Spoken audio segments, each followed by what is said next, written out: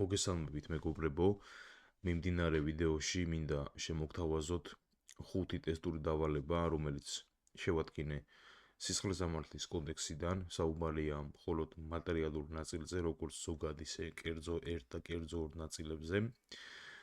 ეს ტესტები თქვენ არსებითად გამოგადგებათ ნებისმიერი მიმართულებით გამოცდების პროცესში მომზადებისათვის, როგორიც არის ეს მაგალითად ადვოკატთა საკვალიფიკაციო პროკურატურის სტაჟიორთა და საკვალიფიკაციო გამოცდები, ასევე შინაგან საქმეთა სამინისტროში ჩასაბარებელი გამომძებლის შესარჩევი ტესტები, იქნება ეს ფინანსური, იქნება ეს სპეციალური საგამოძიებო სამსახური თუ ასე შემდეგ. ერთი სიტყვით დახუნძვრული იქნება მთელი რიგი საკითხები, სირთულეების მიხედვით დალაგებული, რა თქმა უნდა, რომელიც თქვენ არსებითად გაგიმარტივებთ და დაგეხმარებათ მომზადების პროცესში. დავიწყოთ განხილვა. პირველი ტესტური დავალება არის შემდეგი. საქართველოს მოქალაქემ გ მაკარაძემ მალავის რესპუბლიკაში ჩაიდინა კომერციული მოსყიდვა. კერძოდ მან როგორც ერთ-ერთი კერძო ფინანსური დაწესებულების დირექტორმა მალავის მოქალაქისაგან არამართლზომიერი უპირატესობის გადაცემის სანაცვლოდ აიღო 3500 ამერიკული დოლარი. მალავის რესპუბლიკის კანონმდებლობით კომერციული მოსყიდვა დანაშაულს არ წარმოადგენს. კითხვა გვაქვს, დაეკისრება თუ არა მაკარაძეს სისხლისამართლებრივი პასუხისმგებლობა საქართველოს სისხლისამართლის კოდექსით. ა ვარიანტია არა, რადგან მალავის რესპუბლიკის კანონმდებლობით კომერციული მოსყიდვა დანაშაულს არ წარმოადგენს. ბ ვარიანტია არა, რადგან მაკარაძის მიერ ჩადენილი დანაშაული არ არის საქართველოს ინტერესების წინააღმდეგ მიმართული მძიმე ან განსაკუთრებით მძიმე დანაშაული. გ ვარიანტია დიახ, მაკარაძეს პასუხისმგებლობა დაეკისრება სისხლისამართლის კოდექსის 221 მუხლით გათვალისწინებული კომერციული მოსყიდვისათვის და დ ვარიანტია დიახ, რადგან მაკარაძემ საზღვარგარეთ ჩაიდინა საქართველოს სისხლისამართლის კოდექსით გათვალისწინებული ისეთი ქმედება, რომელიც დანაშაულად არ ითვლება მალავის კანონმდებლობით. ეხლა მეგობრებო, როდესაც ჩვენ საზღვარგარეთ ჩადენილ დანაშაულზე ვსაუბრობთ, გასათვალისწინებელია რამდენიმე მნიშვნელოვანი ფაქტორი. ეს ფაქტორები არის მოქალაქეობა, საკითხი იმის შესახებ იჭრება თუ არა დანაშაული იმ ქვეყნის კანონმდებლობითაც, სადაც მისი ჩადენა მოხდა და თუ არ ისჯება ორივე ქვეყნის კანონმდებლობით, ხომ არ არის საგამონაკლისო განსაკუთრებული შემთხვევა. თუ საქართველოს მოქალაქე ჩაიდენს ისეთ დანაშაულს, რომელიც ორივე ქვეყნის კანონმდებლობით ისჯება, პასუხისმგებლობა დაეკისრება საქართველოს სისხლისამართლის კოდექსით. ამ საკითხს, მეგობრებო, იურიდიულ ლიტერატურაში მოქალაქეობის პრინციპს უწოდებენ.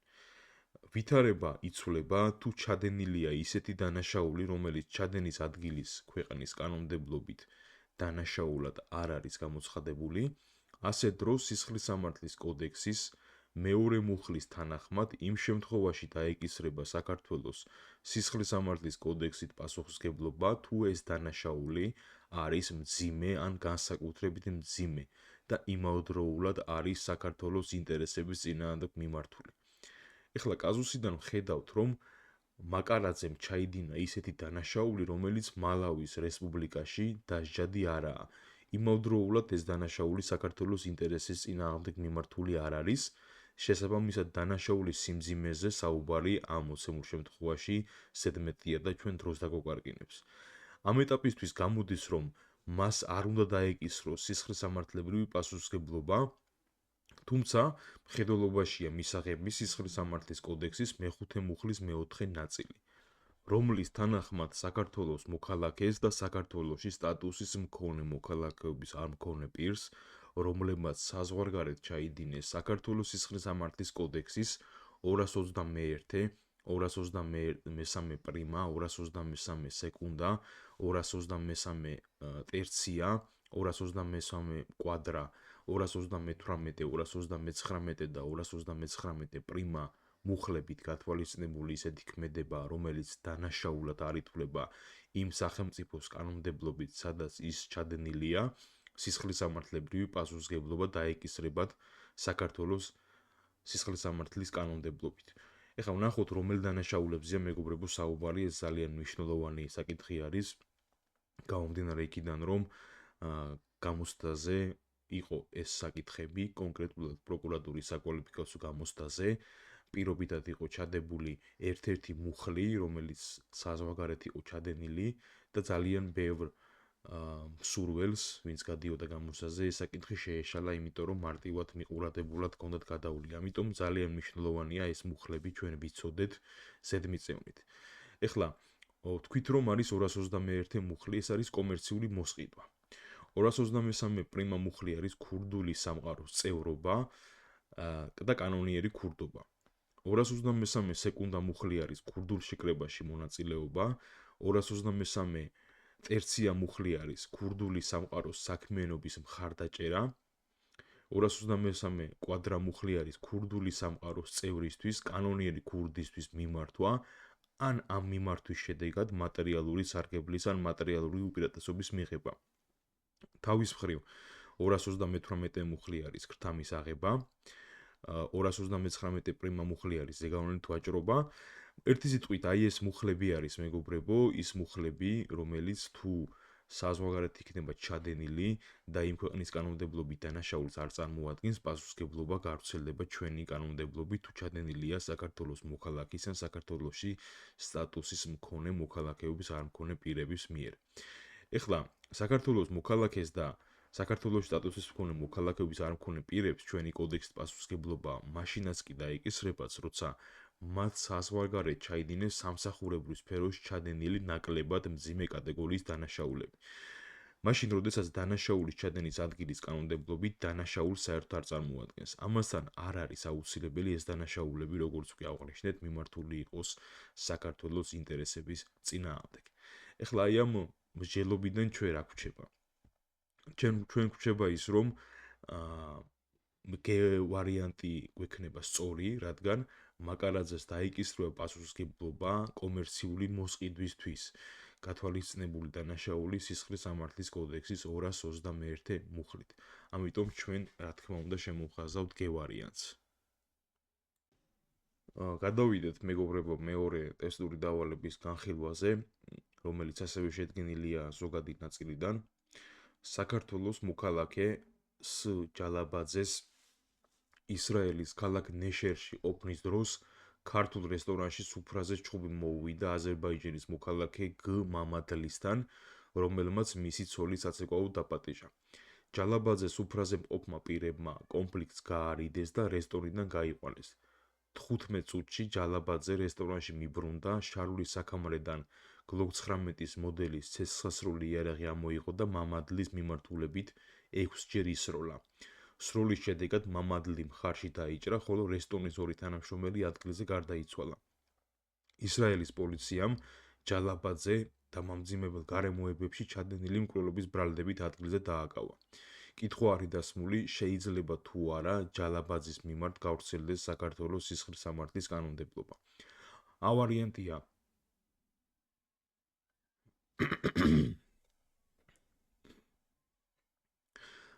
ავარიანტია არა მის მიმართ გავრცელდება ისრაელის კანონმდებლობა, რადგან დანაშაული ამ ქვეყნის ტერიტორიაზე იქნა ჩადენილი.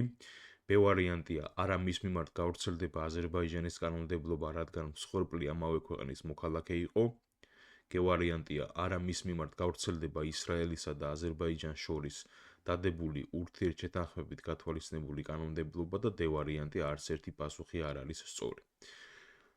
ეს არის, მეგობრებო, ტესტური დავალება, რომელიც შევადგინე იმ მიზნით, რომ თქვენ კონკრეტულად დასმულ კითხვაზე გააკეთოთ კონცენტრირება.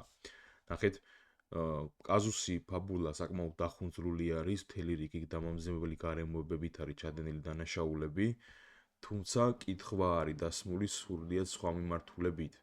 ანუ კითხვა ემსახურება არა იმას, ზოგადად დაიჯება თუ არა ეს ადამიანი და პასუხისმგებლობა რა მუხლით უნდა დაეკისროს, ანუ კვალიფიკაციის საკითხი საერთოდ აქტუალური არ არის. აქ არის საკითხი მარტივად, შეიძლება თუ არა მის მიმართ ჩვენი კანონმდებლობის სფერო გავრცელდეს, ანუ მოექცეს ჩვენი სისხლის სამართლის კოდექსის ჩარჩოს ფარგლებში.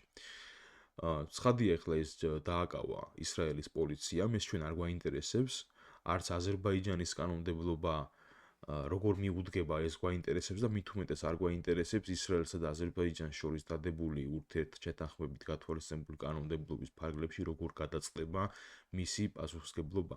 არამედ ჩვენ მარტივი საკითხი გვაქვს დასმული. ჩვენი კანონმდებლობა თუ შეიძლება რომ გავრცელდეს. რა თქმა უნდა, შეიძლება გავრცელდეს, რის გამოც ჩვენ შემოვხაზავთ სწორპასუხად D ვარიანტს, რადგან არც ერთი ზემოაღნიშნული პასუხი ჩვენს სწორპასუხს არ გვაძლევს, კითხვას არ ემსახურება, რადგან სისხლისამართლის კოდექსის მეხუთე მუხლის პირველი ნაწილის თანახმად საქართველოს მოქალაქეს და საქართველოში სტატუსის მქონე მოქალაქეობის არ მქონე პირს, რომლებმაც საზღვარგარეთ ჩაიდინეს ამ კოდექსით გათვალისწინებული ისეთი ქმედება, რომელიც დანაშაულად ითვლება იმ სახელმწიფოს კანონმდებლობითაც, სადაც ის ჩადენილია, სისხლისამართლებრივი პასუხისმგებლობა დაეკისრებათ ამ კოდექსით. ანუ მარტივად რომ შევაფასოთ. მარტივი პრინციპი არის, თუ ჩვენი მოქალაქე, საქართველოს მოქალაქე, საქართველოში სტატუსის მქონე მოქალაქეობის არ მქონე პირი, საზღვარგარეთ ჩაიდნენ ისეთ დანაშაულს, რომელიც იმ ქვეყნის კანონმდებლობითაც დანაშაულს წარმოადგენს და ჩვენი კანონმდებლობითაც, საკითხი არის უმარტივესად, მეგობრებო, პასუხი არის ყოველთვის დადებითი, რომ საკითხვა არის დასმული იმ კონტექსტში, დაეკისრება თუ არა ჩვენი კანონმდებლობით პასუხისმგებლობა. ამიტომ აქ კვალიფიკაციაზე გონება არ დაიღალოთ, ამიტომ ყოველთვის კარგად წაიკითხეთ კითხვა. ეხლა ფაბულა რო ცალკე მოგცენ თქვენ, დააკვალიფიცირეთ, თუ არც ისე რთული დასაკვალიფიცირებელი არ არის ამისი ნამოქმედარი, მაგრამ კითხვა არის უფრო მარტივად დასმული. ამიტომ ამაზე გონების დაღლაა, როცა ჩვენ 100 ტესტური დავალება უნდა დავწეროთ გამოცდაზე, საერთოდ არ გვჭირდება. ამიტომ მარტივად ვიტყვით, რომ არც ერთი პასუხი მოცემულ ტესტურ დავალებაში სწორი არ არის. მორიგი მესამე ტესტური დავალება, მეგობრებო, შედგენილია ასევე ზოგადი ნაწილიდან, რომელიც ეთმობა ქმედების ობიექტური შემადგენლობის ერთ-ერთ მნიშვნელოვან ეტაპს, ეს არის მიზობრივი კავშირი. კერძოდ, T გუგეშაშვილმა მოკლის მიზნით D ბოჭორიშვილს წვენის ჭიქაში სასიკვდილო ქიმიური ნივთიერება ჩაუყარა. სანამ ბოჭორიშვილი გარდაიცვლებოდა, მას ფულის დაუფლების მიზნით თავს დაესხა დანით შეერაღებული მარტიროსიანი, რომელმაც ძვირფასეულობის დაუფლებისთანავე მოკლა. კითხვა არის შემდეგი, დაისჯებიან თუ არა გუგეშაშვილი და მარტიროსიანი დამთავრებული განზრახი მკვლელობისათვის. A ვარიანტია დიახ, ვინაიდან ისინი არ მოქმედებდნენ ერთიანი განზრახვით, ისინი ცალ-ცალკე აგებენ პასუხს განზრახ მკვლელობისათვის. B ვარიანტია დიახ, რადგან ორივეს ქმედება დამდგარ სასიკვდილო შედეგთან მიზეზობრივ კავშირშია. G ვარიანტია არა, გუგეშაშვილი დაისჯება განზრახ მკვლელობის მცდელობისათვის, ხოლო მარტიროსიანი განზრახ მკვლელობისათვის. და D ვარიანტია არა, ვინაიდან ორივეს ქმედება შედეგთან თანაბრად არის მიზეზობრივ კავშირში, ისინი დაისჯებიან განზრახ მკვლელობის მცდელობისათვის. ეხლა აქ როგორც ხედავთ, მიზეზობრივი კავშირი გუგეშაშვილის ქმედებასა და ბოჭორიშვილის მოწამვლის გზით გარდაცვალებას შორის არის გაწყვეტილი, მეგობრებო. ეხლა დანის დარტყმის შედეგად სიკვდილი მაინც დადგებოდა, მიუხედავად იმისა, გუგეშაშვილი მოწამლავდა თუ არა მსხვერპლს, ხო? აქედან გამომდინარე, გუგეშაშვილის ქმედება მიზეზობრივ კავშირში არ არის დანით მიყენებული დაზიანებების შედეგად გარდაცვალებასთან. ამიტომ ჩვენ მარტივად ვიტყვით, რომ გუგეშაშვილი დამთავრებული მკვლელობისთვის პასუხს არ აგებს, დაისჯება მცდელობისთვის, ხოლო მარტიროსიანი, რა თქმა უნდა, განზრახ მკვლელობისათვის. კვალიფიკაცია შეიცვლებოდა რადიკალურად იმ შემთხვევაში, როცა კაზუსი შეიცავს, იქნებოდა კაზუსი სხვაგვარად ფორმულირებული, იმაზე მინიშნებით, რომ მოწამვლის შედეგად მსხვერპლი იმდენად იყო დასუსტებული, რომ ვერც წინააღმდეგობის გაწევით და ვერც გაქცევით უშველიდა თავს, თუმცა მოწამლული რომ არ ყოფილიყო, ამას მოახერხებდა. აი მსგავს ვარიანტში ორი განსხვავებული მოსაზრება არის იურიდიულ ლიტერატურაში წარმოდგენილი. ერთში იქაც ამბობს, რომ ვინც მოწამლა და დაასუსტა ადამიანი არ დაისჯება დამთავრებული დანაშაულისთვის, ხოლო მეორე მოსაზრებით ორივე დაისჯებიან დამთავრებული დანაშაულისათვის. მეორე მოსაზრება ბოლო დროს გაბატონებული შეხედულებებით უფრო იმსახურებს მხარდაჭერას, ამიტომ, როდესაც გამოცდაზე არის ხოლმე მსგავსი საკითხები, უმეტესი მათგანი ხაზავს, რა თქმა უნდა, იმ პასუხს, სადაც ორივეს პასუხისმგებლობა დამდგარი არის დასრულებული დანაშაულისათვის. რაც შეეხება აქ ჩვენ მოცემულობას, ეს საკითხი როგორც უკვე აღვნიშნეთ, ჩვენ არ გვაქვს, აქ გვაქვს საკითხი შედარებით მარტივად, ერთმა მკვლელობის მიზნით გარკვეული მოქმედებები განახორციელა, კაზუსში მინიშნება იმის თაობაზე არ არის, რომ ის დაასუსტა, დაძაბუნდა და ასე შემდეგ, და უკვე მეორე პირი ერთვება ახალ მიზეზობრივ კავშირს აფუძნებს, რის გამოც პირველი მეზობრივი კავშირი ქმედებას და შედეგს შორის არის ჩაწყვეტილი. ამიტომ პირველმა, ვინაიდან თავისი ქმედებით დასახულ მიზანს ვერ მიაღწია, დაასრულა მცდელობა, დასრულებული მცდელობა არის. ამ შემთხვევაში პასუხისმგებლობა დადგება დაუმთავრებელი დანაშაულისათვის, ხოლო მეორე შემთხვევაში ცხადია დასრულებული დანაშაულისათვის. აქ იმასაც გეტყვით, რომ დამამძიმებელი გარემოებაც კი აქვს პატივცემულ მარტიროსიანს, რადგან, როგორც ხედავთ, ანგარების მიზნით არის ჩატანილი განზრახ მკვლელობა. ეხლა გადავიდეთ მეგობრებო მე-4 ტესტურ დავალებაზე, რომელიც მე შევადგინე სისხლის სამართლის კოდექსის კერძო 2 ნაწილიდან, კერძო საკუთრების წინააღმდეგ მიმართული დანაშაულიდან, რომელიც არის დახუნძურული მთელი რიგი დამამძიმებელი გარემოებებით და ჩვენ სათითაოდ გავივლით ამ დამამძიმებელი გარემოებებს.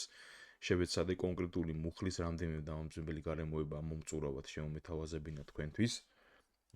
ნახეთ 2024 წლის 20 დეკემბერს დაახლოებით 13 საათზე ქალაქ თბილისში დიღმის მასივი მესამე კვარტალი კორპუსი 19-ის მიმდებარე ტერიტორიაზე ული კლიკაძემ გააჩერა ავტომანქანა Toyota Prius-ი და სიგარეტის შესაძენად იქვე მაღაზიაში გადავიდა.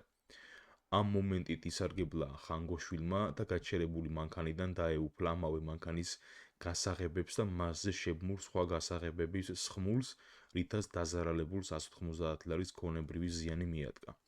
ხანგოშვილი მომხდარიდან 15 წუთში იქნა დაკავებული. ირკვევა, რომ ხანგოშვილი ნასამართლევია პირზე თავდასხმის მიზნით მყარი შეიარაღებული ჯგუფის შექმნისათვის და საჯელ ახსვლების დაწესებულება 2 კვირის დატოვებული აქვს. კითხვა არის დასმული, როგორ დაკვალიფიცირდება ხანგოშვილის ქმედება. A ვარიანტია ქურდობა, რამაც მნიშვნელოვანი ზიანი გამოიწვია, B ვარიანტია ქურდობა, რამაც მნიშვნელოვანი ზიანი გამოიწვია სატრანსპორტო საშუალების წინააღმდეგ, G ვარიანტია ქურდობა, რამაც მნიშვნელოვანი ზიანი გამოიწვია სადგომში უკანონო შეღწევით და D ვარიანტია ქურდობა, რამაც მნიშვნელოვანი ზიანი გამოიწვია არაერთგზის სატრანსპორტო საშუალების წინააღმდეგ. ეხლა მოცემულ ტესტურ დავალებაში ჩვენი მსჯელობის საგანია, როგორც უკვე თავში აღვნიშნე, სისხლის სამართლის კოდექსის 177 მუხლით გათვალისწინებული დანაშაული ქურდობა და მისი მაკვალიფიცირებელი, ესე იგი დამამძიმებელი გარემოებები. ზოგადად გავიხსენოთ, რომ ქურდობას ახასიათებს რამდენიმე ნიშანი, ესენი არის სხვისი, ეს არის მოძრავი ნივთი, ეს არის ფარულობა და რა თქმა უნდა სუბიექტურ მხარეში დამახასიათებელი ნიშანი, ეს არის მართლსაწინააღმდეგო დაუფლების მიზანი. პირველი რაც ჩვენ უნდა ხაზგასმით ვთქვათ არის ის, რომ მეგობრებო სატრანსპორტო საშუალება, ავტოსატრანსპორტო საშუალება სადგომი არასდროს არ არის, შესაბამისად ჩვენ პირველ რიგში G ვარიანტი, სადაც ამაზე არის მინიშნება, გამოგვერიცხება. შემდეგი დამამძიმებელი გარემოება არის რამაც მნიშვნელოვანი ზიანი გამოიწვია. ხა როგორც ხედავთ, ეს ნიშანი ჩვენ ყველა სავარაუდო პასუხში გვაქვს დამატებული, რაც აბსოლუტურად სწორია, რადგან 177 მუხლის შენიშვნის მიხედვით საკუთრების წინააღმდეგ მიმართულ დანაშაულთა თავში ზიანი ფასდება მნიშვნელოვნად თუ ნივთის ან ნივთების ღირებულება არის 150 ლარ ზევით. ეხლა კაზუსიდან გამომდინარე, ვხედავთ, რომ დაუფლებულია გასაღებების სხმული, რომლის ღირებულება არის 190 ლარი, შესაბამისად ჩვენ ეს ნიშანი უპირობოდ სახეზე გვაქვს. ეხლა უნდა შევაფასოთ ისეთ ნიშნები, როგორიცაა სატრანსპორტო საშუალების წინააღმდეგ და არაერთგზისობა, ხო? სატრანსპორტო საშუალების წინააღმდეგ ჩადენილი ქურდობაში ზოგადად მოაზრებულია, როგორც თვითონ სატრანსპორტო საშუალების დაუფლება, ასევე უსაფრთხო ან და კომფორტული მგზავრობისათვის აუცილებელი ქარხნული ნივთი. ესეთია სარკე, მაგნიტოფონი, ეგრეთ წოდებული კატალიზატორი, ელექტრობატარეები, ელექტრომანქანის დამტენი სადენი და ასე შემდეგ. ნივთი, რომელსაც პირი ეუფლება, არ უნდა იყოს ერთჯერადი გამოყენების, მაგალითად საწვავის ქურდობა არ იძლევა ამ დამამძიმებელ გარემოებას. ასევე არ იქნება ეს დამამძიმებელი გარემოება სახეზე, თუ მანქანაზე დამატებულია გარეგნული იერის მისაღებად სხვადასხვა ნივთები. მაგალითად, ჩაშენებული ტელევიზორი, ჩაშენებული კომპიუტერული სისტემა და ასე შემდეგ. ეხლა საკითხი იმის შესახებ, მანქანის გასაღების ქურდობა იძლევა თუ არა ამ დამამძიმებელ გარემოებას, იურიდიულ ლიტერატურაში ღიად არის დატოვებული. თუმცა, ბოლო დროს განვითარებული სასამართლო და საგამოძიებო პრაქტიკის მიხედვით, თუ პირი ფარულად ან ნებისმიერი სხვა ფორმით დაეუფლება ავტომანქანის გასაღებს, ქმედების შემადგენლობა მძიმდება ისეთი ნიშნით, როგორიც არის ქურდობა ან სხვა ნებისმიერი საკუთრების მიმართული დანაშაული სატრანსპორტო საშუალების წინააღმდეგ. ეხლა ჩვენ ამ ეტაპისთვის ავარიანტი გამოგვერიცხება, რადგან მასში საუბარია მხოლოდ მნიშვნელოვან ზიანზე. ამიტომ განსახილველი გვჩება კიდევ ერთი დამამძიმებელი გარემოება, ეს არის არაერთგზისობა, რომელზე პასუხი ჩვენ სწორ ვარიანტამდე უკვე მიგვიყვანს. სისხლის სამართლის კოდექსის მე-15 მუხლი იძლევა დეფინიციას არაერთგზისობის, კერძოდ არაერთგზის დანაშაული ნიშნავს წინათ ნასამართლები პირის მიერ სისხლის სამართლის კოდექსის ერთი მუხლით გათვალისწინებული ორი ან მეტი დანაშაულის ჩადენას. ამასთან ხაზგასასმელია მეგობრებო ის, რომ სხვადასხვა მუხლით გათვალისწინებული ორი ან მეტი დანაშაული მხოლოდ მაშინ ჩაითვლება არაერთგზის დანაშაულად, თუ ამის შესახებ მითითებულია კოდექსის შესაბამის მუხლში. კაზუსიდან ეხლა ვარკვევთ ჩვენ, რომ ხანგოშვილი ნასამართლები არ არის ქურდობის ჩადენისათვის შესაბამისად ერთი შეხედვით ქურდობა არაერთგზის არ უნდა ქონდეს სახეზე, რადგან როგორც უკვე ჩვენ ავღნიშნეთ, მე-15 მუხლიდან გამომდინარე წინათ ნასამართლებმა ხანგოშვილმა იგივე დანაშაული არ ჩაიდინა, არამედ სხვა საკუთრების წინააღმდეგ მიმართული დანაშაული. თუმცა მსჯელობა აქ არ უნდა შევწყვიტოთ, რადგან არ იქნება საკმარისი და სწორ პასუხს ჩვენ ვერ მოგცემს. საგულისხმო არის თითონ 177 მუხლის შენიშვნაც, რომლის მეორე ნაწილი გვეუბნება ესეთ რამეს, რომ საკუთრების წინააღმდეგ მიმართული დანაშაულები არაერთგზის ჩადენილად ჩაითვლება, თუ მას წინ უსწრებდა მთელი რიგი დანაშაულები. ჩამოთვლილი არის ათითაოდ, რომელთაგან ერთ-ერთი არის სწორედ ის, რისთვისაც ჩვენი პატივცემული გასამართლებული იყო მანამდე, ხო, 2 კვირით ადრე რის გამოც დატოვა სასჯელი ახსნების დაწესებულება. კერძოდ ეს არის პირზე ან ორგანიზაციაზე თავდასხმის მიზნით მყარი შეერეხებული ჯგუფის შექმნა, რაც პირდაპირ გვაძლევს ბანდიტიზმის კვალიფიკაციას, რაც გათვალისწინებულია სისხლის სამართლის კოდექსის 224 მუხლით. ამრიგად ვხედავთ, რომ ბანდიტიზმის ჩადენისათვის ნასამართლები პირის მიერ საკუთრების წინააღმდეგ მიმართული დანაშაულის ჩადენა იძლევა ისეთ დამამძიმებელ გარემოებას, როგორიცაა არაერთგზისი. ყოველივე ზემო აღნიშნულიდან გამომდინარე კი სწორი პასუხი ჩვენ რა თქმა უნდა გვექნება D ვარიანტი, სადაც სრულად და ამომწურავად არის მითითებული ყველა დამამძიმებელი გარემოება. დღევანდელი ჩვენი განხილვის ბოლო მეხუთე ტესტური დავალება მე შევადგინე უკვე კერძო ერთ ნაწილიდან, რომელიც ეხება სიცოცხლის წინააღმდეგ მიმართულ დანაშაულს. კერძოდ შკუბულიანი შეყვარებულისგან დაორსულდა, რომელმაც მიატოვა იგი ოჯახისაგან ფარულად სამსახურის ადგილმდებარეობის შეცვლის მიზეზით საცხოვრებლად სხვა ქალაქში გადავიდა. ორსულობის მე-9 თვეს მან მეგობარს მ როინიშვილს ბავშვის მოშორებაში დახმარება სთხოვა, რადგან უკანონოდ შეძენილ შვილს მისი ოჯახი არ მიიღებდა. ისინი წინასწარ მოემზადნენ, რისთვისაც შეიძინეს სხვადასხვა ნივთები და ასევე შეარჩიეს ადგილი, სადაც ახალშობილს დაკრძალავდნენ. 2024 წლის 11 დეკემბერს შკუბულიანს მშობიერობა დაეწყო. მას როინიშვილი დაეხმარა, კერძოდ მათ ბავშვი დაბადებისთანავე გაგუდეს და პოლიეთილენის პარკში მოათავსეს. იმის გამო, რომ შკუბულიანი სუსტად იყო, როინიშვილმა შეთანხმებისამებრ ახალშობილის გვამი წინასწარ შერჩეულ ადგილზე დაკრძალა. დააკვალიფიცირეთ შკუბულიანისა და როინიშვილის ქმედებები. ავარიანტია შკუბულიანს პასუხისმგებლობა დაეკისრება დედის მიერ ახალშობილის განზრახ-მკვლელობისათვის, ხოლო როინიშვილის დახმარებისათვის. ვარიანტია შკუბულიანს და როინიშვილს პასუხისმგებლობა დაეკისრებათ ჯგუფურად წინასწარი შეცნობით უმწეო მდგომარეობაში მყოფის მკვლელობა. ვარიანტია შკუბულიანს პასუხისმგებლობა დაეკისრება დედის მიერ ახალშობილის განზრახ-მკვლელობისათვის, ხოლო როინიშვილს წინასწარი შეცნობით უმწეო მდგომარეობაში მყოფის მკვლელობისათვის. და ვარიანტია შკუბულიანს პასუხისმგებლობა დაეკისრება დედის მიერ ახალშობილის განზრახ-მკვლელობისათვის, ხოლო როინიშვილს სხვა დანაშაულის დაფარვის მიზნით უმწეო მდგომარეობაში მყოფის განზრახ-მკვლელობისათვის. ეხლა მეგობრებო, ჩვენ მოცემულ კაზუსში უნდა ვიმსჯელოთ ადამიანის სიცოცხლის წინააღმდეგ მიმართულ ორ დანაშაულზე თავისი დამამძიმებელი გარემოებებით, კერძოდ 109 და 112 მუხლებზე. ეხლა როგორც მოგეხსენებათ, 109 მუხლი ადგენს პასუხისმგებლობას დამამძიმებელი გარემოებების ჩადენილი მკვლელობისათვის, ხოლო 112 მუხლი პირიქით. შემამსუბუქებელ ეგრეთ წოდებულ პრივილეგირებულ შემადგენლობას გვაძლევს დედის მიერ ახალშობილის მკვლელობის შემთხვევაში. ეხლა ჩვენ მეგობრებო პირველ რიგში განვიხილოთ 112 მუხლი შემამსუბუქებელი გარემოება. რადგან როგორც ხედავთ 4-დან 3 ვარიანტში აღნიშნული კვალიფიკაციაა შემოთავაზებული. ახლა ქმედების დანაშაულად კვალიფიკაციისთვის ყურადღება უნდა მიექცეს ორ უმთავრეს გარემოებას. კერძოდ, დედის მიერ თავისი პირმშოს განზრახი მკვლელობა ჩადენილი უნდა იყოს მშობიარობის პროცესში, ან განზრახი მკვლელობა ჩადენილი უნდა იყოს უმალვე მშობიარობის შემდეგ. გადამწყვეტი მნიშვნელობა აქვს განზრახვის აღმოცენების ზუსტი დროის დადგენას. იმ შემთხვევაში, თუ დედა მშობიარობამდე სათანადოდ მოემზადა, რათა ახალშობილი თავიდან მოიშოროს, მაგალითად შეძენილი აქვს ესეთი ნივთები, რითაც აპირებს ბავშვის დანაწევრებას, შერჩეული აქვს დაკრძალვის ფარული ადგილი და ასე შემდეგ, ქმედება სისხლძამართლის კოდექსის 112 მუხლით უკვე ვეღარ დაკვალიფიცირდება, რადგან დედას ჩვილთმკვლელობის განზრახვა ჯერ კიდევ მშობიარობის დაწყებამდე აღმოუცენდა და ამ მომენტისათვის შეზღუდული შერაცხადობის მდგომარეობაში აღარ იმყოფება.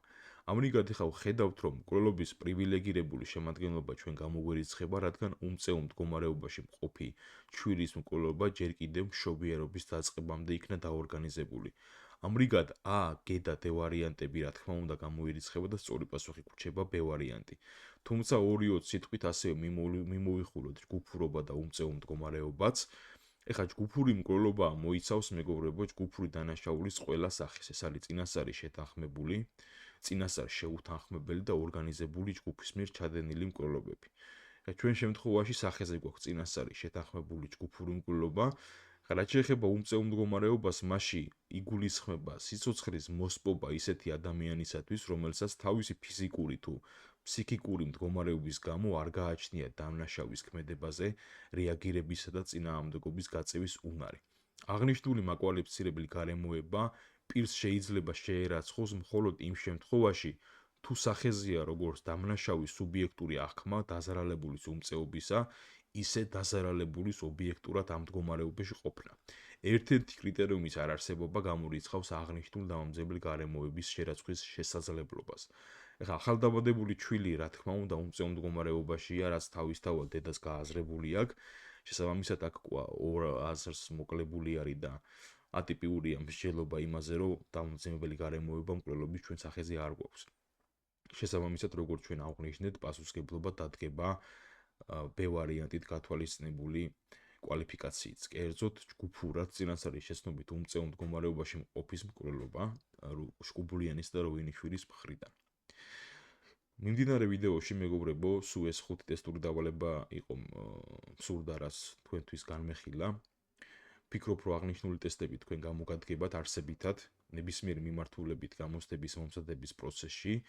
აი ეს მეხუთე შედარებით ძველი მოძველებული თემა არის, მაგრამ ამის წინა ტესტური დავალება, სადაც გასაღებების ხმულზე იყო და გასაღებზე იყო საუბარი ავტომანქანის შემთხვევაში, მინდა გითხრათ, რომ იურიდიულ ლიტერატურაში ეს საკითხი არ არის დამუშავებული დღემდე. მე ეს საკითხი შეგნებულად ავიღე და შემოგთავაზეთ თქვენ, იმიტომ რომ ბოლოდროინდელი სასამართლო პრაქტიკა ძალიან ხშირი არის უკვე ამ მიმართულებით, კერძოდ საპროცესო შეთანხმებებია მართალია, დავისაგანი ეს არავის ჯერჯერობით არ გაუხდია არსებითად, რომ გასაღები რამდენად არის სატრანსპორტო საშუალების წინააღმდეგ მიმართული დამამძებელი გარემოება, ამიტომ ძალიან მარტივად არის საკითხი ამ მიმართულებით, რის გამოც მიიჩნევა, რომ სასამართლო პრაქტიკა და საგამოძიებო პრაქტიკა ამ მოსაზრებას ერთპიროვნად აღიარებს. მე შევეცდები, რომ თქვენთვის როგორც ტესტურ დავალებებში, ასევე ზოგადადაც ნებისმიერი საკითხის ფორმით, აი რაღაცა თემა ავიღოთ, განვიხილოთ, დავამუშავოთ ის, რაც რა თქმა უნდა იურიდიულ ლიტერატურაში არ არის განხილული და ნამსჯელი, იმიტომ რომ ხა რაც წიგნებში წერია, გადაღეჭილი არის და მე წელში მქონდა ამოსული, როცა თქვენ ეტაპზე ვიყავი, როცა ვემზადებოდი გამოცდებისთვის, ამიტომ რაღაც სიახლე გვჭირდება, როგორც სასამართლო პრაქტიკა, ისე საგამოძიებო პრაქტიკა და შევეცდები ამ მიმართულებით მე თქვენ სხვადასხვა მნიშვნელოვანი და აქტუალური საკითხები შემოგთავაზოთ. დაგემშვიდობებით, გისურვებთ წარმატებებს.